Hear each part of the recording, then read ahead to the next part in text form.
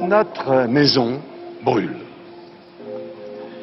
Et nous regardons ailleurs. Bienvenue dans Présage, des idées pour nourrir l'esprit et remettre radicalement en question l'état de notre monde. Je suis Alexia Soyeux et aujourd'hui je reçois Fatima Ouassak. Fatima Ouassak est politologue et fondatrice du Front de Mères, premier syndicat de parents d'élèves des quartiers populaires. Dans son essai « La puissance des mères », elle analyse les questions écologiques, féministes et antiracistes au prisme de la figure de la mère, comme véritable protagoniste politique capable de se réapproprier une puissance d'agir et de transformer le monde, loin de l'assignation au travail affectif et domestique auquel le groupe des mères est cantonné. Il faut vraiment se conscientiser comme mère, comme sujet politique, comme parent, comme sujet politique. Et ça, c'est pas si simple lorsqu'on est de classe populaire, lorsqu'on est descendant de l'immigration, aussi parce que se joue un stigmate autour du parent démissionnaire. Moi, je montre à quel point les parents démissionnaires, souvent, ce sont des parents démissionnés en réalité. À partir de son propre récit de mère militante dans un quartier populaire de Bagnolet, elle décortique les enjeux du racisme, de la hiérarchisation sociale et des discriminations qui pèsent sur le parcours et la construction mentale des enfants.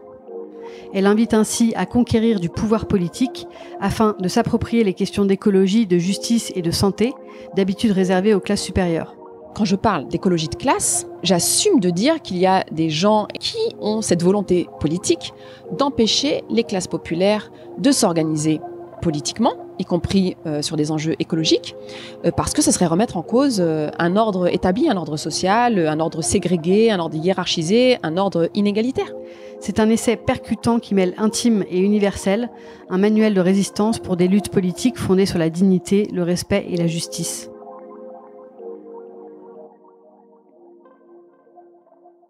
Fatima Ouassak, bonjour. Bonjour. Votre engagement militant est né de votre expérience de la maternité en tant que mère issue de l'immigration et vivant dans un quartier populaire, et donc de votre confrontation à certaines violences sociales et institutionnelles. Vous expliquez dans votre livre La puissance des mères comment une problématique locale sur l'alimentation vous a peu à peu conduite à créer un syndicat de mères, le Front de Mères donc, en misant notamment sur une écologie très concrète.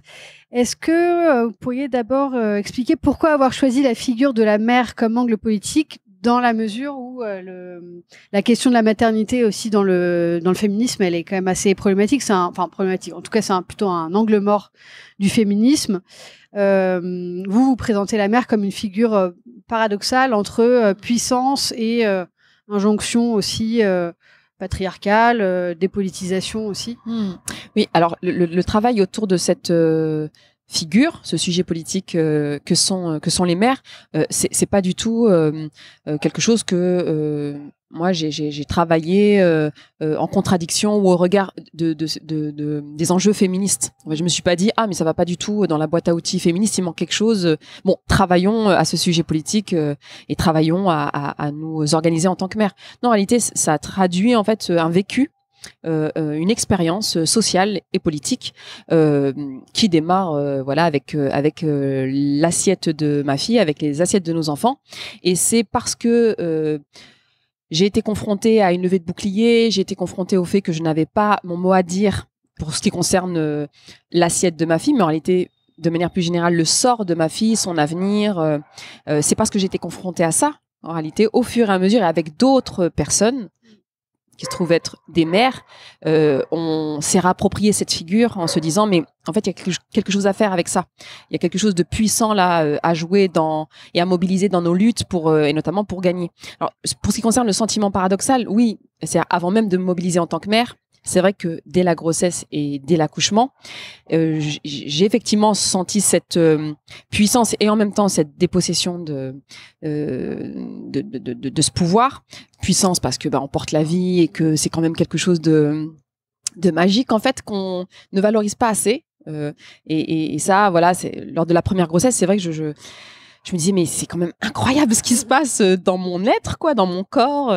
Voilà, il y a quelque chose là de presque de métaphysique en fait, de transcendance très spirituelle. En tout cas, c'est comme ça que moi j'ai vécu ça. Et dans le même temps, vraiment un état où on est réduite en tout cas moi j'ai été réduite à être une chose comme ça qui devait être heureuse, qui devait être calme, qui devait pas trop se plaindre dès lors que son enfant, l'enfant dans le ventre ou l'enfant qui venait de naître, dès lors que l'enfant était en bonne santé.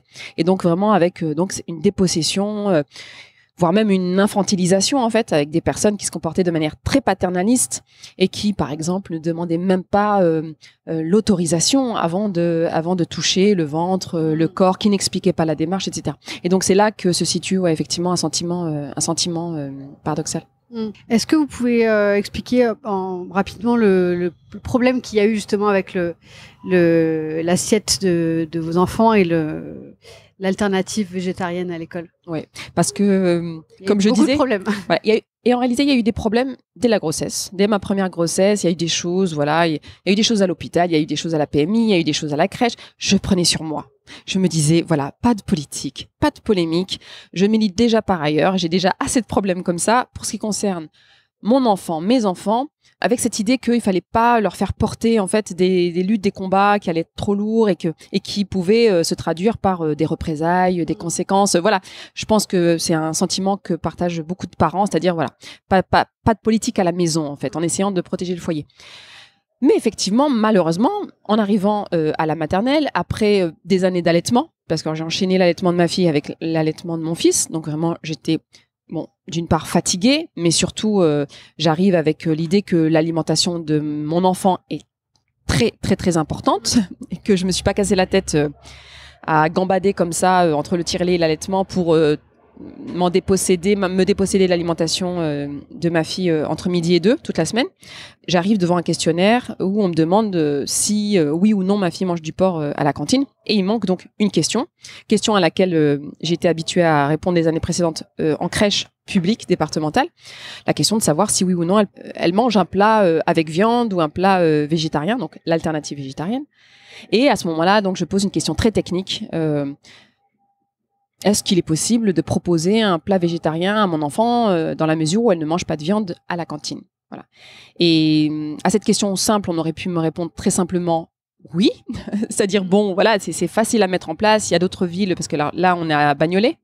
Il y a d'autres villes en France qui n'ont pas fait sécession, qui sont tout à fait républicaines et où on propose une alternative végétarienne. On aurait pu me dire oui, effectivement, vous n'êtes pas la seule. Il y a d'autres parents qui sont dans la même situation que vous, d'autres enfants donc qui sont dans la même situation. Il y a notamment des enfants qui sont pris dans un conflit d'autorité entre ce que demande le parent et ce que propose l'institution.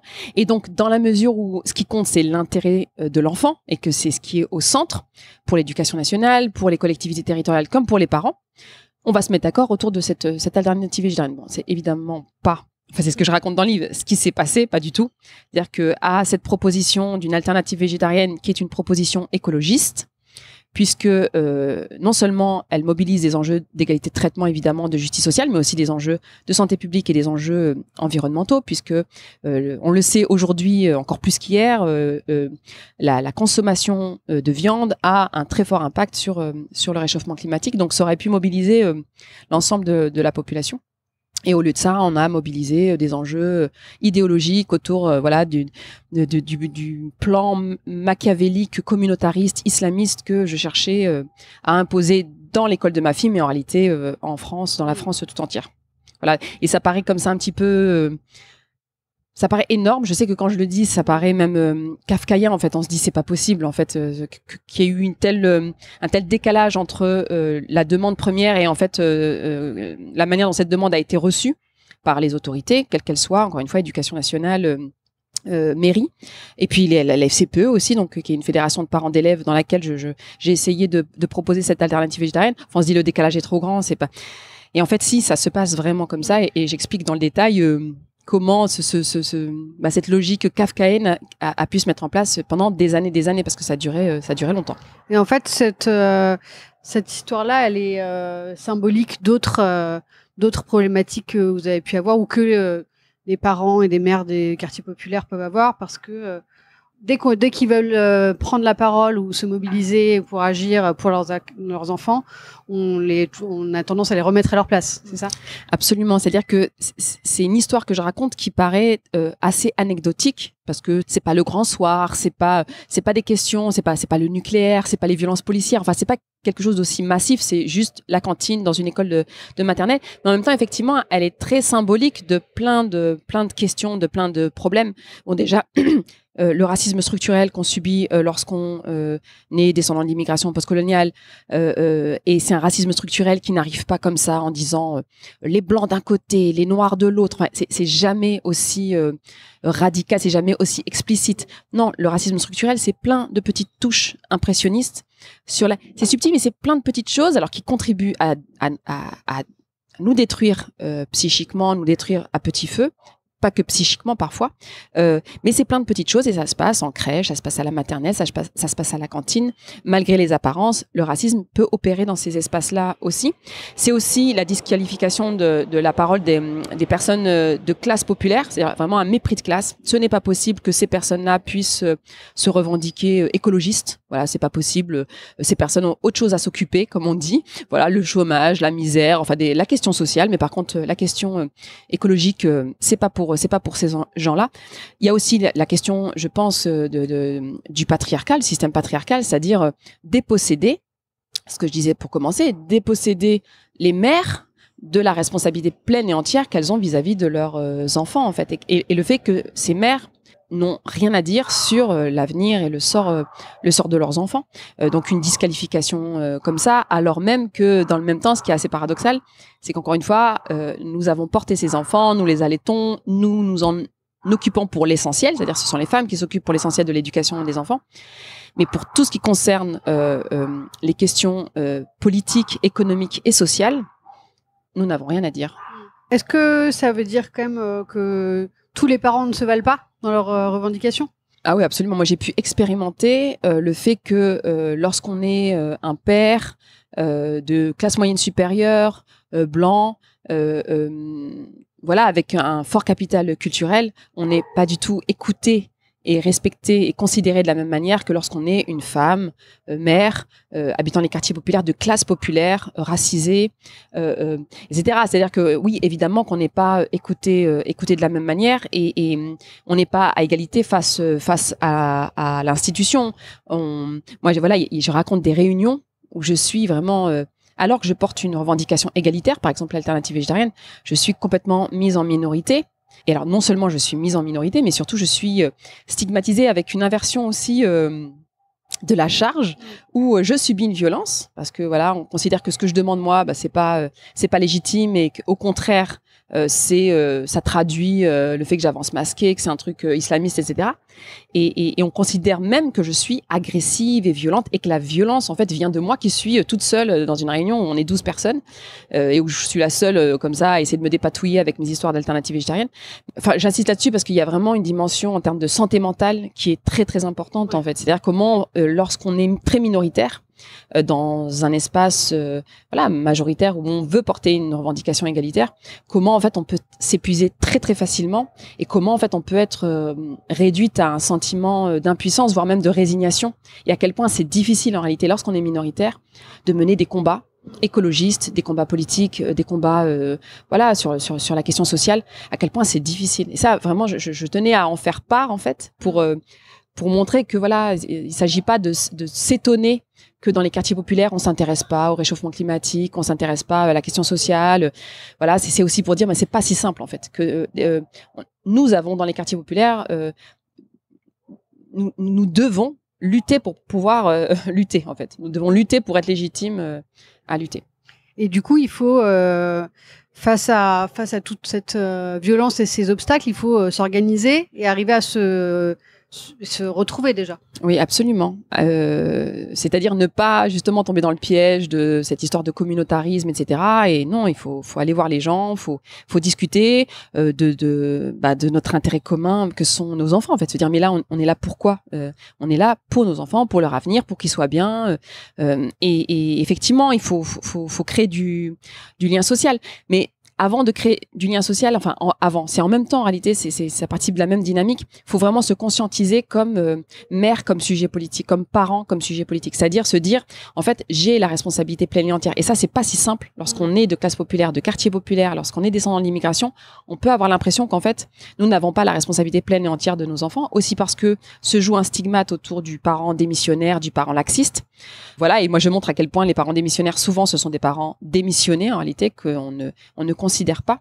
Donc, il faut réussir à déconstruire ça, cette idée de parents démissionnaires, et puis se réapproprier en fait l'idée que non, nous sommes responsables de nos enfants, et se réapproprier l'idée que pour pouvoir protéger nos enfants, eh ben il faut sortir de l'isolement, il faut qu'on se mette à plusieurs, il faut qu'on se mette non seulement à plusieurs, donc d'être dans quelque chose de collectif, mais aussi à plusieurs dehors, dans l'espace public, là où nous sommes chez nous, en réalité, ne pas accepter d'être assigné à résidence. Et je pense que alors, ça vient des quartiers populaires. Effectivement, il y a quelque chose de très situé autour des quartiers populaires dans le livre, mais en même temps, il y a quelque chose de très universel. Je pense que c'est pas anodin que cette parole-là vienne d'une mère arabe, musulmane, qui vit dans les quartiers populaires, parce qu'il y a quand même quelque chose qui est central dans le livre. Bon, déjà, le livre, le titre, c'est La puissance des mères. En réalité, ça parle beaucoup des enfants.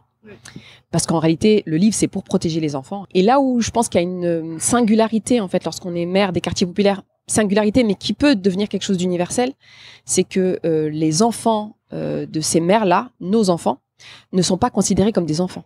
Ils sont désenfantisés. C'est ça que je voulais... c'était ma prochaine question. Qu'est-ce que ce processus de désenfantisation envers les enfants des quartiers populaires? Eh ben franchement, il y a un exemple là, qui est horrible, qui a été donné ce matin. Je sais pas si on peut sortir un peu du livre et du coup parler un peu d'actualité, mais il y a un truc tellement horrible. Je me disais, mais au moment d'écrire le livre, je l'ai écrit surtout l'année dernière. Je ne m'imaginais pas qu'on pouvait atteindre un tel degré d'infamie en fait et justement de désenfantisation. Alors, il s'agit de Éric Zemmour sur CNews qui parle des mineurs isolés. On en parle beaucoup en ce moment parce que l'État Macron en parle, parce que le gouvernement en parle. Et Zemmour, c'est une sorte de think tank en fait pour tous ces gens-là. C'est-à-dire qu'ils vont piocher leurs idées. Le séparatisme, par exemple, cette histoire de séparatisme, Zemmour en parlait il y a 4-5 ans. Bon, aujourd'hui, c'est sur la table et c'est dans le débat public et c'est porté par le gouvernement. Donc, c'est bien que Zemmour, c'est pas juste quelqu'un qui polémique comme ça à la télé. C'est vraiment c'est un penseur en fait du gouvernement et pas juste de l'extrême droite. Bon, Éric Zemmour qui dit tranquillement que les mineurs isolés, donc on parle d'enfants, mineurs isolés, mineurs, voilà, c'est le mot technique pour dire enfant. Donc déjà, le fait de ne pas dire enfant, de dire mineur, déjà c'est problématique. Les mineurs isolés, il faut pas les accepter en France parce que ce sont des violeurs, des assassins, des voleurs. Voilà, et il a continué comme ça. Ce sont des criminels, donc pour Zemmour. Ben là, si je devais illustrer le processus de désenfantisation, ben il est là en fait. C'est-à-dire un mot pour dire à quel point nos enfants sont considérés comme une menace potentielle, comme un danger, comme une classe dangereuse. Et là où, en fait, de manière un peu assez subjective, en fait, là où on pourrait dire, ok, nous on est humiliés, on est discriminés, on est stigmatisés, mais nous on est adultes, en fait. Mais quand même, Éric Zemmour et les autres, ou la police par exemple, vous allez quand même avoir un petit peu pitié des enfants, parce que ce sont des enfants en fait. Alors certes, ce sont des Noirs, des Arabes, des musulmans, des Roms, mais ça reste des enfants quand même. Et là, on voit que non en fait. C'est-à-dire que là où nous, on peut voir un enfant, le petit Gabriel par exemple, qui a été tabassé par la police à Bondy il y a quelques mois, 14 ans, donc c'est un enfant. Là où nous voyons un enfant, les institutions, les pouvoirs publics peuvent voir un danger, peuvent voir un Rom par exemple. C'est pas un enfant, c'est un Rom. C'est pas une enfant, c'est une arabe. C'est pas un enfant, c'est un noir. Et c'est ça le processus de désenfantisation, c'est ne pas considérer l'enfant pour ce qu'il est, un enfant, et le traiter comme s'il était un adulte du groupe musulman, du groupe noir, du groupe arabe, du groupe rom, etc.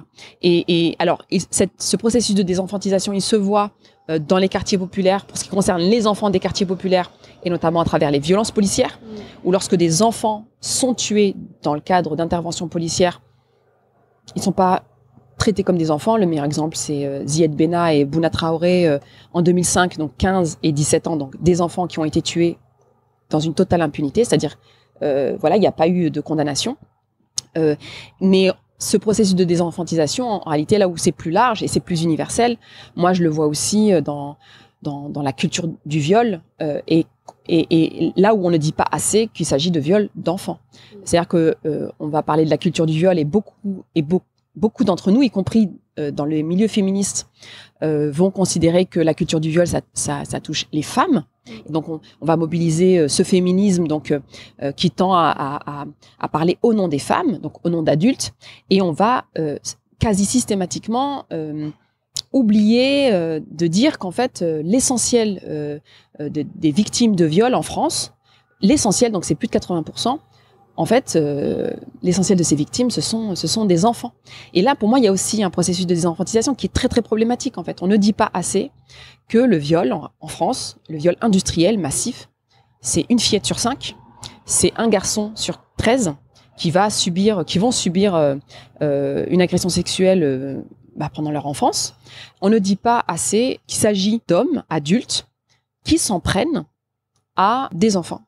Et là, voilà, moi si je dois parler de désenfantisation, c'est vrai qu'il y a quelque chose de particulier parce que là, voilà, nos enfants sont tués comme ça dans la rue, dans le cadre d'une intervention policière et ça n'émeut personne et on va mobiliser le fait oui, mais il est mort, mais il n'avait qu'à pas traîner dehors. Voilà, on l'a soupçonné de vouloir voler une mobilette, etc. Bon, là il y a une désenfantisation qui est claire, mais sur la question du viol, moi je trouve aussi qu'il y a là quelque chose qui devrait tous et toutes nous concerner sur voilà, comment on peut accepter en tant qu'adulte, bon, moi je le dis en tant que mère, mais alors pour une responsabilité collective, c'est-à-dire qu'il ne s'agit pas de pointer du doigt telle ou telle mère, évidemment pas, puisqu'on a déjà assez de choses comme ça dont on doit se soucier individuellement, mais comment nous, adultes, nous parents et nous mères collectives, comment on peut accepter que nos enfants soient violés de manière aussi massive sans nous organiser pour les protéger en fait.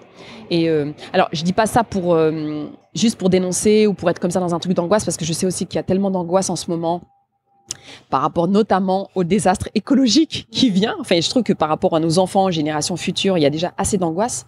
Donc pour cette histoire de viol, par exemple, tout de suite après avoir chiffré la chose et l'avoir dénoncé, je propose quand même des choses. Comment on peut s'organiser à l'école, comment on peut s'organiser dans des groupes de mères, comment on peut s'organiser aussi à la maison, c'est-à-dire dans le rapport qu'on a à nos enfants. C'est-à-dire qu'il y a une solution à ça et on peut en fait protéger nos enfants contre ce viol qu'ils subissent massivement. Vous parlez aussi des effets donc du racisme sur les enfants dès l'école, de l'assignation à certains rôles sociaux qu'on inculque dès le plus jeune âge, en pointant donc ce système discriminatoire qui fait naître les inégalités et une forme de réduction du champ des possibles de certaines franges de la population. Ça, c'est des pages qui sont vraiment particulièrement percutantes, je trouve.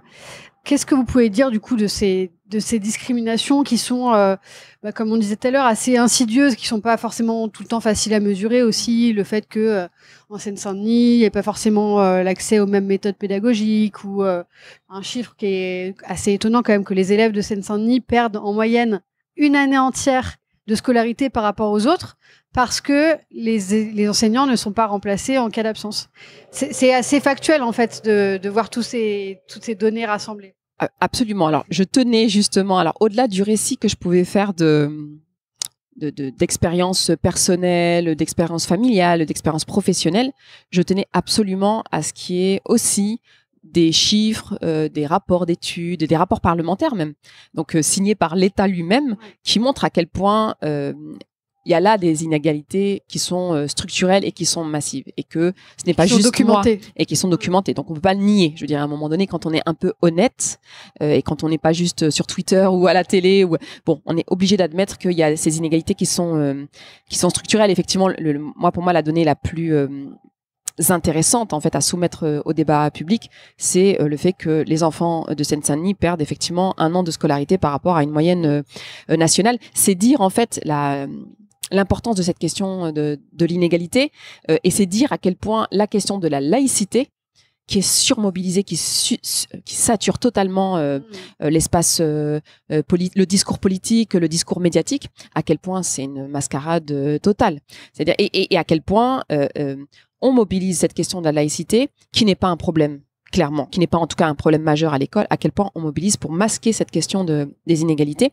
Et donc, c'est déjà de dire, voilà, nous, il faut qu'on assume de dire notre question centrale, c'est la question de l'inégalité et donc l'enjeu d'égalité, et comment on peut s'organiser, quelle stratégie politique on peut mettre en place pour essayer de tendre au maximum à ce que l'école reproduise moins les inégalités sociales et produise au contraire de l'égalité, de l'émancipation. Et il ne s'agit pas que de l'école, c'est-à-dire qu'il s'agit de l'ensemble des espaces sociaux où il y a effectivement ces inégalités qui se mettent en place, pas que racistes. Alors effectivement, moi je parle des inégalités raciales notamment, et je dis effectivement que c'est plein de petites choses, comme je disais tout à l'heure, c'est plein de petites touches. Encore une fois, le racisme structurel, c'est pas quelque chose qui arrive, c'est rarement quelque chose. Voilà, c'est pas l'apartheid en Afrique du Sud, c'est pas la ségrégation aux États-Unis.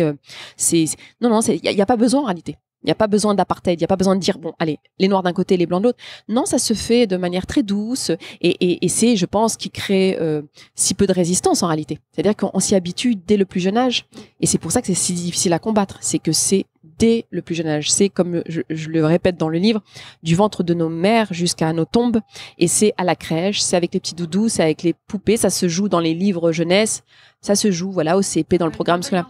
Voilà, ça peut être, et puis avec une voix toute doucereuse. Et d'ailleurs, c'est ce qui nous oblige à adopter le même ton. C'est-à-dire que moi, je remarque, quand il y a des choses qui me plaisaient pas forcément à la crèche. Bon, déjà, on me culpabilisait par rapport au fait que, mais déjà, tu as une place en crèche et en plus, tu te plains, alors qu'il y a 15 000 personnes derrière toi, surtout en petite région, en petite couronne dans la région parisienne, qui attendent d'avoir ta place. Mais aussi, là, on est dans le monde enfantin, on est dans l'univers, avec les doudous, les machins. Baisse d'un ton, il faut pas crier, alors qu'il n'y a pas de raison. Je veux dire, on peut parler normalement à la crèche, il n'y a pas besoin de baisser d'un ton. Mais il y a ce truc-là, cette pression, en fait, à ne pas politiser en réalité ces espaces-là. C'est-à-dire des remarques sur les cheveux. Voilà, c'est le fait que voilà. C'est-à-dire que ça, c'est un bon exemple qui est anecdotique, mais justement, je voulais insister sur ces petites choses-là, ces jolies choses comme dit Despentes. C'est par exemple, oui, le fait que j'amène ma fille le matin avec sa coupe afro parce que elle ne supporte pas de voir ses cheveux attachés. Elle trouve que elle veut être libre. Voilà, c'est ce qu'elle répète depuis qu'elle est toute petite. Elle veut être libre. Elle veut pas qu'on lui attache les cheveux, qu'on discipline ses cheveux, parce que en fait le terme qui a été utilisé, c'est ses cheveux sont indisciplinés. À cette occasion, ce qui est marqué sur les flacons. Absolument. Mais je m'en suis rendu compte à cette occasion. J'avais pas fait attention. J'avais pas repéré ce champ lexical de la sauvagerie en fait. Voilà, des enfants sauvages avant. Effectivement, je l'ai récupéré en fin de journée avec les cheveux systématiquement attachés. Et ça crée quelque chose en fait. Ce geste-là de comprimer les cheveux, de les attacher parce qu'ils sont indisciplinés, le fait de stigmatiser la langue maternelle en considérant que c'est pas une langue, que ça peut causer du retard, que c'est un dialecte. Enfin, toutes ces toutes petites choses en fait. Le fait que dans les livres jeunesse, en fait, il y a très peu de personnages non blancs, que quand il y a des personnages non blancs, en réalité, c'est pas une très très bonne nouvelle, que souvent c'est des personnages qui sont diabolisés, que à la limite on préférait ne parlez pas de nous, ne nous identifiez pas dans vos trucs, parce qu'en fait c'est catastrophique, et que ça, au contraire, c'est même très stigmatisant. Donc, toutes ces petites choses-là, en fait, façonnent l'esprit, effectivement, réduit le champ des possibles, c'est-à-dire que l'enfant ne peut pas se projeter de manière ambitieuse en fait dans son avenir.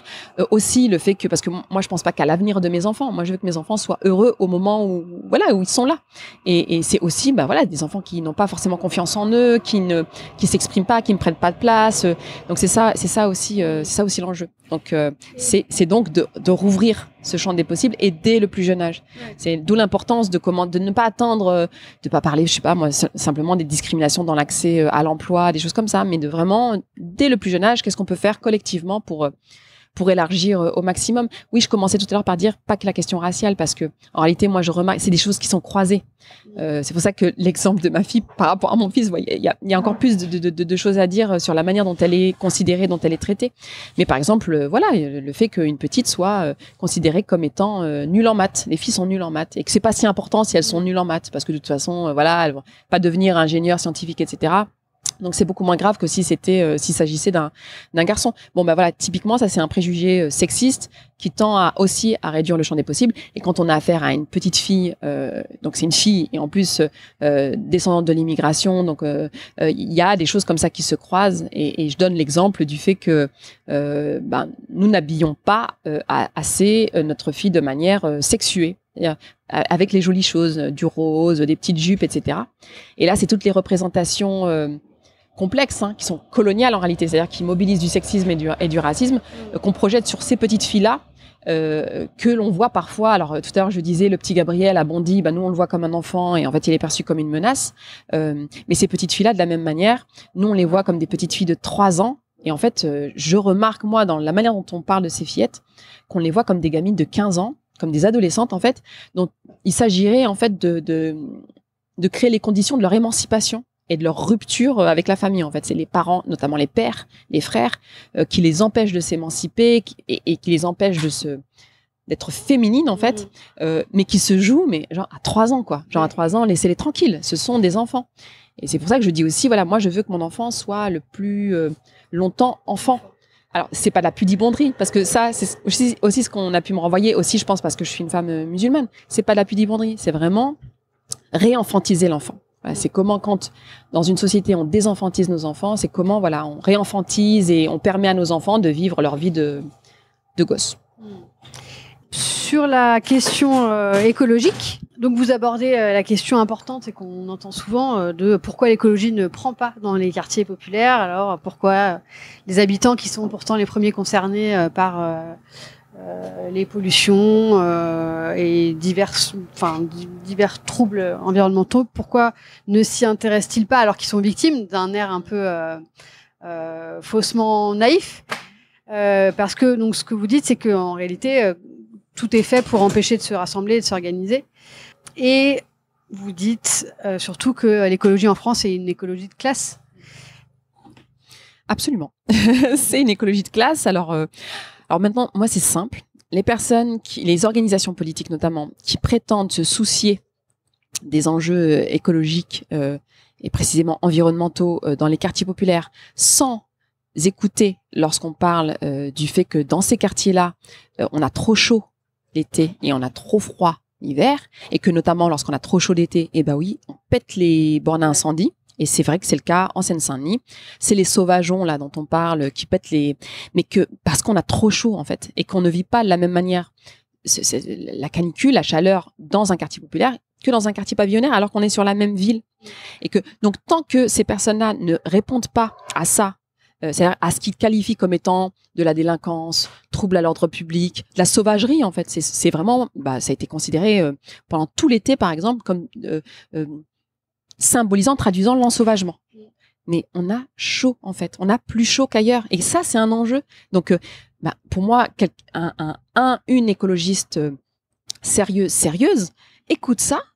Et puis, essaie de trouver une solution. Et voilà, et comment on essaie de partir de ça, comment on essaie de partir. Moi la définition que je donne souvent de l'écologie, c'est le fait de pouvoir circuler librement dans l'espace public. Et c'est une définition qui est très située, en fait, qui est très ancrée dans l'histoire des quartiers populaires, l'histoire d'immigration, le fait qu'on soit assigné à résidence. Mais comment on pourrait nous demander, nous qui vivons dans les quartiers populaires et qui sommes assignés à cause de la présence policière, à cause du quadrillage, à cause de... Hier, par exemple, j'étais à Toulouse, il y a des quartiers, les quartiers populaires là-bas sont grillagés, il n'y a pas d'horizon, on peut pas respirer, en fait, nos enfants peuvent pas jouer, il n'y a pas de lien social possible, il n'y a pas d'agora possible. On est assigné aussi à cause des ascenseurs en panne. Enfin, il y a 1001 manières de nous assigner à résidence dans nos appartements exigus, insalubres. Par la peur aussi. Par la peur de sortir, des mères, ouais. Notamment vis-à-vis de leurs enfants, qu'elles tiennent par la manche parce que effectivement ils risquent des choses dans le quartier quand ils sont dehors. Donc évidemment que de notre point de vue, l'écologie c'est ça en fait, c'est de pouvoir respirer en fait, de prendre de la place et de pouvoir nous sentir chez nous alors moi dans le livre je parle beaucoup des territoires parce qu'en réalité je pense que ce qui s'est passé, à la fin je finis par dire terre, mais ce qui se passe pour nous en fait, c'est qu'on se sent tellement peu chez nous en France. Parce qu'on n'est pas considéré comme chez nous en réalité, ça vient pas de notre petit cœur, évidemment, c'est ce qu'on nous renvoie. Qu'en fait, on utilise ce terme très technique, mobilisé notamment par les pouvoirs publics et la politique de la ville en particulier, le territoire. Mais en réalité, il n'y a pas de raison qu'on parle pas des terres, comme dans le Jura en fait. Dans le Jura, ils disent nos terres, ils disent même le terroir. Nous, c'est nos terres aussi en fait. Et on a le droit d'être sur nos terres, on a le droit de se réancrer dans nos terres, on a le droit d'y être ensemble, etc. Donc pour moi, l'écologie, c'est ça. Donc à ceux et celles qui font mine de s'intéresser de ces enjeux écologiques, notamment pour ce qui concerne les classes populaires, et notamment celles qui vivent dans les quartiers populaires, moi je dis écoutez déjà ce qui se passe, quelles sont nos priorités, quels sont nos enjeux, cette histoire de liberté fondamentale, donc la liberté de circuler dans l'espace public, le fait de ne pas être assigné, le fait de pouvoir voir nos enfants jouer dehors, voilà, pour moi ça c'est un enjeu écologique. Je veux que mes enfants puissent prendre de la place, là, en ce moment, par exemple, on parle de ce dispositif qui consiste à dégenrer les cours de récréation. Le fait que les filles ne circulent pas dans la cour de récré aussi bien que les garçons. C'est un vrai problème. Mais je trouve que c'est un problème qui s'inscrit dans ce problème plus large qui concerne des catégories de population qui n'ont pas le luxe, parce que c'est un luxe du coup, de pouvoir circuler comme elles l'entendent dans l'espace public. Ouais, là où finalement quand on parle d'écologie en France, on veut surtout, on renvoie surtout à ces gens qui parlent de grands concepts, de notions comme le nucléaire, le réchauffement climatique, la transition, etc. et qui nécessitent effectivement d'avoir un assez gros bagage déjà culturel pour pouvoir rentrer dans mais en même temps, même c'est la différence question, entre les notions très abstraites et les problématiques très concrètes effectivement, on a chaud, on a froid, on peut pas circuler, qu'est-ce qu'on mange je suis d'accord avec vous. Maintenant, la liberté de circuler dans l'espace public, c'est une liberté publique, c'est une liberté fondamentale. Elle est très abstraite, cette liberté, et pourtant on y tient. Moi j'y tiens. Pourtant, c'est pas très concret comme notion. Vous voyez, c'est une liberté publique, c'est une liberté fondamentale. Donc, moi, j'opposerais moins ce qui est abstrait et ce qui est concret. Non, en réalité, moi, je pense que quand je parle d'écologie de classe, j'assume de dire qu'il y a des gens, et notamment des gens qui sont organisés politiquement, qui ont cette volonté politique d'empêcher les classes populaires de s'organiser politiquement, y compris sur des enjeux écologiques, parce que ce serait remettre en cause un ordre établi, un ordre social, un ordre ségrégué, un ordre hiérarchisé, un ordre inégalitaire, et qui a une vraie volonté politique. C'est pas simplement on s'est trompé de vocabulaire, c'est trop abstrait, il faut qu'on concrétise un petit peu plus. Non, c'est une volonté. Moi, j'ai pu l'expérimenter. L'alternative végétarienne, clairement, précisément, de manière chiffrée, elle permet de lutter contre le réchauffement climatique. C'est pas ce qui va lutter totalement, on est d'accord, mais il y a un impact. À l'échelle individuelle, c'est quand même le plus gros, facteur de changement qu'on puisse faire. Et puis à l'échelle d'une collectivité territoriale, c'est la cantine, c'est aussi une manière d'éduquer nos enfants en fait à des enjeux écologiques, c'est-à-dire dès le plus jeune âge, ils s'habituent à l'idée que ce n'est pas parce qu'un repas est servi sans viande que l'enfant va tomber dans les pommes, qu'il va être en carence, etc. Donc il y a même un enjeu éducatif en fait sur cette écologie populaire qui peut être mis en place. Et vraiment par rapport à cet enjeu d'empêcher, d'entraver les classes populaires, et notamment celles qui vivent dans les quartiers populaires, d'avoir accès à ce pouvoir politique, en fait, le pouvoir écologique. Qu'est-ce qu'on devient, la place qu'on prend, le pouvoir qu'on reprend, toutes ces questions-là. Je donne quelques exemples, moi, d'écologie de classe. C'est quand, à Bagnolet, on a vu débarquer dans le quartier le plus populaire de Bagnolet, des gens avec leurs petits gilets verts qui ne sont jamais venus dans le quartier. C'est-à-dire qu'ils n'avaient rien à y faire. De toute façon, il n'y a rien dans ce quartier. Il n'y a pas de service public. Il n'y a pas d'offres de nourriture un peu digne de ce nom, en fait. Voilà, c'est beaucoup de Grecs, c'est beaucoup de fast-food, etc.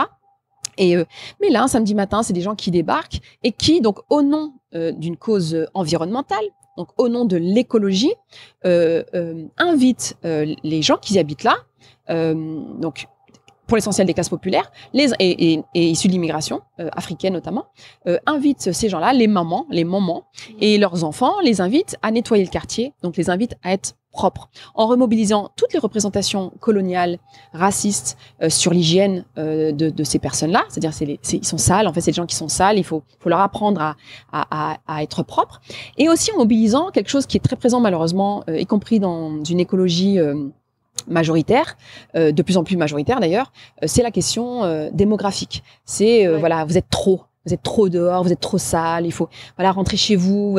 Vous êtes trop nombreux. Et vous êtes trop nombreux. C'est-à-dire que le même rapport qu'on peut avoir vis-à-vis de l'Afrique, on a ce rapport-là vis-à-vis des descendants d'Afrique qui vivent dans les quartiers populaires. Et en réalité, ces quartiers populaires, c'est un peu le sud du Nord, quoi. Et donc, il y a ce truc autour et ça s'appelle écologie. Voilà, et non, moi je me revendique pas de cette écologie-là. Je dis même qu'il faut l'affronter, il faut la combattre, et pour proposer autre chose en fait, proposer une offre politique écologiste, mais qui a en son sein, en son cœur, dans son fondement, la question de l'égalité, la question du respect de la dignité humaine. la question de la justice, cette question, donc, je répète, mais cette liberté fondamentale qui est la liberté de circuler, parce qu'en fait, voilà, ça rejoue toutes les questions de violence policière, et toute la question sociale aussi. Donc voilà, pour moi, il faut pas se contenter de faire une proposition alternative en termes d'écologie. Il faut assumer de dire, voilà, c'est la guerre en fait. Il y a une guerre de territoire qui est menée au nom de l'écologie. Il faut assumer aussi d'admettre qu'on est dans cette guerre et qu'on n'y est pas sans rien, sans ressources. Nous aussi, on réfléchit. Nous aussi, on a un projet politique. Il faut le soumettre à débat. Il faut essayer de s'organiser pour se convaincre, pour en parler, pour mobiliser toujours davantage, pas se contenter de mobiliser dans les quartiers populaires, mais il n'y a pas de raison. Moi, je m'adresse beaucoup aux maires pour cette raison-là, pour m'adresser à l'universel, en fait. On a des enfants. Il se trouve qu'ils sont divisés, qu'ils sont hiérarchisés, qu'ils sont triés, etc. Est-ce que c'est ça qu'on veut pour nos gosses, en fait? Qu'ils soient privilégiés dans ce monde-là ou qu'ils soient discriminés, peu importe. Même quand notre enfant est privilégié, qu'on s'assure un certain confort pour lui ou pour elle, est-ce que c'est ça qu'on veut pour lui ou pour elle? Donc, je pense que là, il y a quelque chose à jouer. C'est une autre offre politique. Je crois que vous avez expérimenté d'aller taper à la porte des organisations un peu majoritaires, tout ça, et que c'est pas si facile. Donc, ce que vous préconisez, c'est de multiplier les combats locaux, mais quand même de faire prendre de la hauteur aussi et de la visibilité nationale. Oui, absolument. Alors, en réalité, ça s'est pas si mal passé avec l'ensemble des organisations. Bon, moi, je pointe du doigt certaines organisations de gauche qu'on connaît bien. Donc voilà, c'est des partis politiques qu'on connaît bien dans les quartiers populaires, qui se comportent très très mal avec les populations qui vivent dans les quartiers populaires depuis des décennies maintenant, c'est-à-dire qu'ils considèrent vraiment que c'est un réservoir de voix, qui leur manque de considération et qui vraiment empêche toute forme d'organisation politique. Donc c'est plutôt ces organisations-là que je pointe du doigt.